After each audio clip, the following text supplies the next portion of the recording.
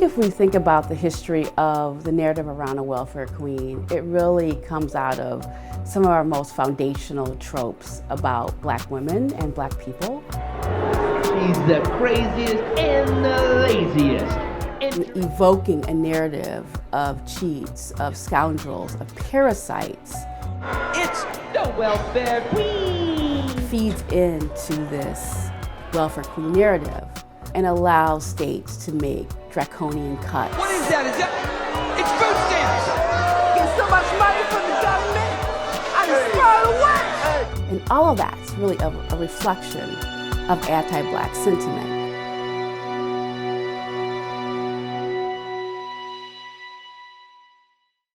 Started in the 70s in many conservative commentary, but Ronald Reagan really took it to the next level when he ran for president 80 and 84.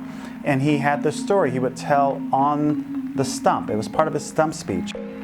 In Chicago, they found a woman who holds the record. She used 80 names, 30 addresses, 15 telephone numbers to collect food stamps, Social Security, veterans benefits. And so it was this whole image of someone abusing the system and in fact getting rich and living luxurious. You don't ever have to really use kind of racial terms. That kind of language in and of itself evokes kind of this racial resentment. Welfare is to help those who are the neediest of the needy and not to bring in children to the world they cannot care for. Section 8 rental vouchers.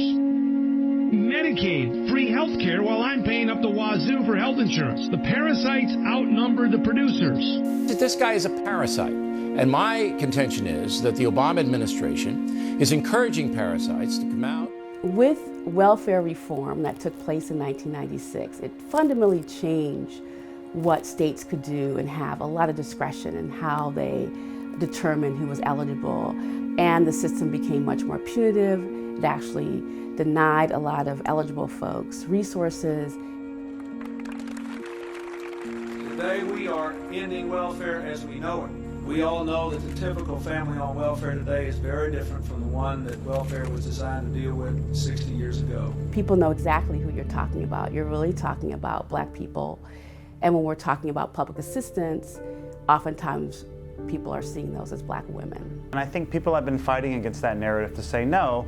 Actually, most people, and in particularly most women of color, are incredibly hardworking, have always been very hardworking, have often done labor that is not paid for if you think of care work. They are often the people who have least access to services, who have the most caretaking burden, who have all these responsibilities and face discrimination in labor markets, face predatory lending, face a plethora of challenges in our economy.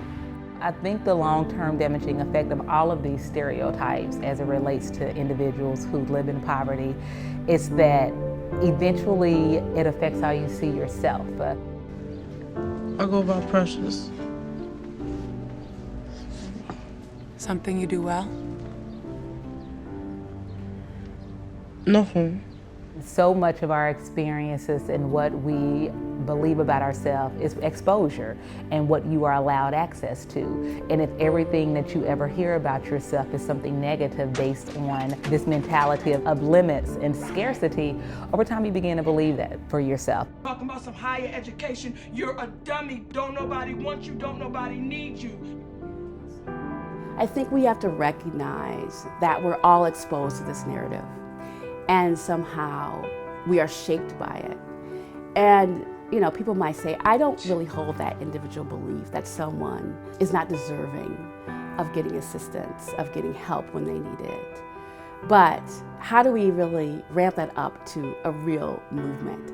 I think that we have to have a real movement behind this. And that means that people coming together across race to say we're going to actually tackle this, that we can actually do this together.